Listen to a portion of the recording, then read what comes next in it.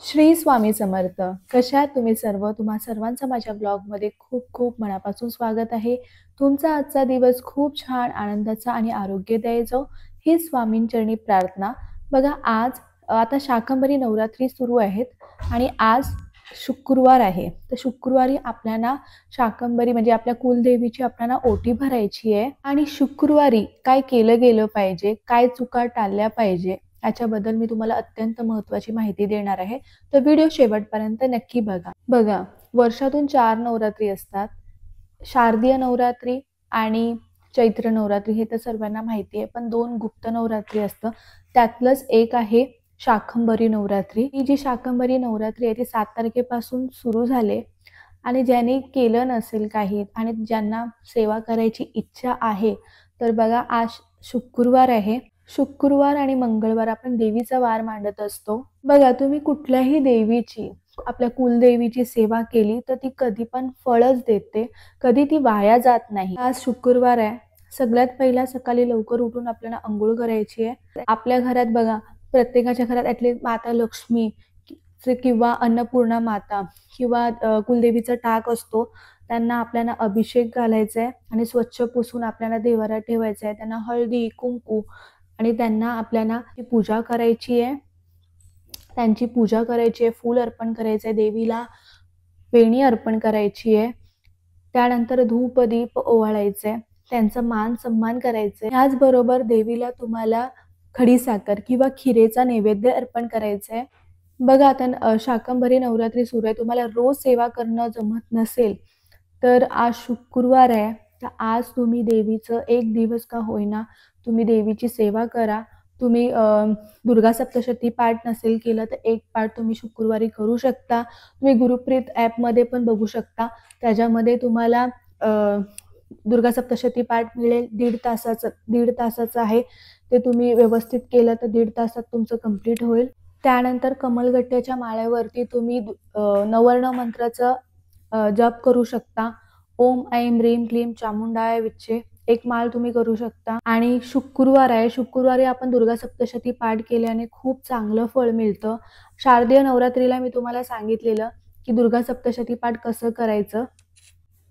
आणि शाकंभरी नवरात्री सुद्धा तितकंच महत्त्वाची आहे. तुम्ही एक दुर्गा सप्तशती पाठ नक्की करा. बघा, शाकंभरी देवीची मी तुम्हाला माहिती दिली होती. ही देवी ताजे फळे भाजे यांचं प्रतीक म्हणून ती देवी मानली आहे. त्यामुळे जे ताज्या भाजे फळं वगैरे आहेत ते पण तुम्ही देवीला अर्पण करू शकता नैवेद्यासाठी. अशा प्रकारे तुम्हाला पूजा करायची आहे. बघा, कुठलीही पूजा करायच्या अगोदर आपण गणपती बाप्पांची पूजा करत असतो. कुठल्याही देवी देवतांची पूजा करायच्या अगोदर प्रथम आपण गणपती बाप्पाची पूजा करायची आहे. त्यानंतर आपल्याला देवीची पूजा करायची आहे. आणि त्या दिवशी बघा, तुम्ही शुक्रवार पण आहे आणि दरवाजाला स्वच्छ पुसून तुम्ही उंबरड्यावर हळदीचं लेपन करू शकता. हळदी कुंकवानी तुम्ही दरवाजावर स्वास्तिक काढा. बघा, आपण हे जे उपाय करतो ना ते कधीही वाया जात नाही. त्याचं कधी ना कधी आपल्याला त्याचं फळ नक्की मिळतं. आणि तुम्हाला त्याच्याच बरोबर काही चुका टाळायच्या. बघा, कधी कधी काय होतं, आपण काही सेवा करू शकत नाहीये आणि आपण त्या चुका करतो, मग त्याचा आपल्याला परिणाम भोगावं लागतं. बघा, सर्वात प्रथम तुम्हाला ह्या चुका टाळायच्या आहेत. मोठ्यांचं कोणाचा अपमान करू नका, कोणाला अपशब्द वापरू नका. आणि बघा, शुक्रवार हा देवीचा दिवस मानला जातो आणि घरची स्त्री ही देवी स्वरूप असते. म्हणून घरामध्ये शिवागाळ्या अपशब्द अजिबात बोललं नाही पाहिजे. खरं तर हे चुका आपण रोजच टाळल्या पाहिजे. पण अशा सणासुदीला जर असं आपण शब्द वापरले तर खरंच त्याचं वाईट परिणाम आपल्याला भोगावं लागतं. बघा, शुक्रवारी जर तुम्ही व्रत करताय तर चामड्याची वस्तू तुम्हाला घालणं टाळलं पाहिजे. चामड्याचं शूज, बेल्ट किंवा पर्स ह्या गोष्टी तुम्हाला टाळल्या पाहिजे. आणि सर्वात मोठी गोष्ट म्हणजे मांसाहार, नॉनव्हेज खायचं नाहीये. तुम्ही या सर्व गोष्टी केल्याने कुठं ना कुठं चांगलं आपल्या आयुष्यात 100% काही ना काही चांगलं होतोच. तर बघा, या छोट्या छोट्या गोष्टींची तुम्हाला नक्की काळजी घ्यायची आहे. आणि आज शुक्रवार असल्यामुळे आपल्याला देवीची ओटी भरायची आहे. बघा, तुम्हाला तुमच्या घराच्या आसपास कुठे मंदिर असेल, तुळजाभवानी मातेचं, रेणुका मातेचं, कुठल्याही देवीचं मंदिर असेल, तिथे जाऊन तुम्हाला देवीची ओटी भरायची आहे. जर तुमच्या घराच्या आसपास 2-4 किलोमीटरच्या अंतरावरती पण कुठलं मंदिर नाहीये, तर तुम्ही घरी सुद्धा देवीची ओटी भरू शकता.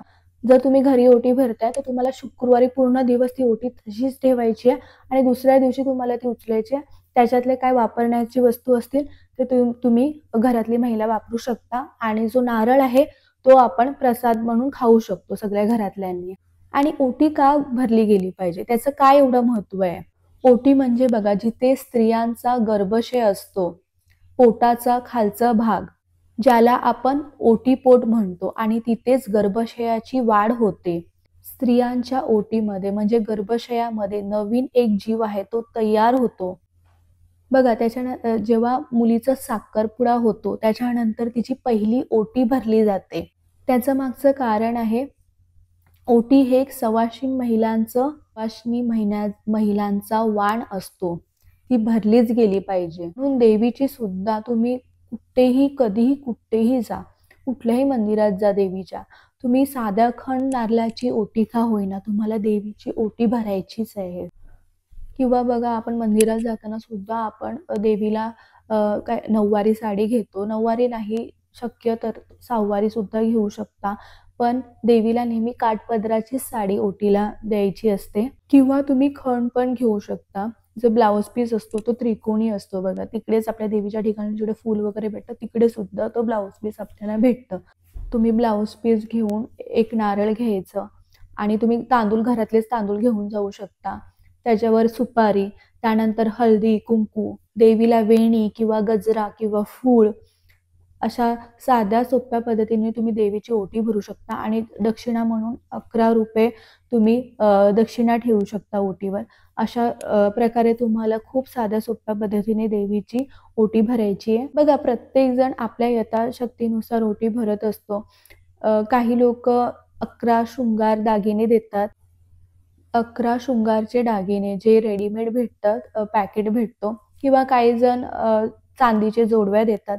प्रत्येकजण आपल्या यथाशक्तीनुसार आपण ओटीमध्ये ते देऊ शकतो. तुमच्या यथाशक्तीनुसार तुमच्या मनात जे वाटतं तसं तुम्ही ओटी भरू शकता. अगदी असं बर्डन घेऊन उगाचच करायचं म्हणून असं अजिबात करायचं नाही. अगदी साध्या सोप्याने तुम्ही ब्लाउज पीस, नारळ, तांदूळ, सुपारी आणि 1 रुपया ठेवून ओटी भरलं तरी चालेल, पण मनापासून करा. खरंच जमलं तर तुम्ही जवळपासच्या मंदिरात जाऊन देवीची ओटी नक्की भरा. सांगितलेल्या गोष्टी करा, चुका टाळा आणि देवीची ओटी नक्की भरा. तुम्हाला जर आजची माहिती आवडली असेल, व्हिडिओ आवडला असेल तर व्हिडिओला लाईक करा, शेअर करा आणि सबस्क्राईब करा. पुन्हा भेटूया अशाच नवीन व्हिडिओसोबत. तोपर्यंत सर्वांना बाय आणि सर्वांना श्री स्वामी समर्थ.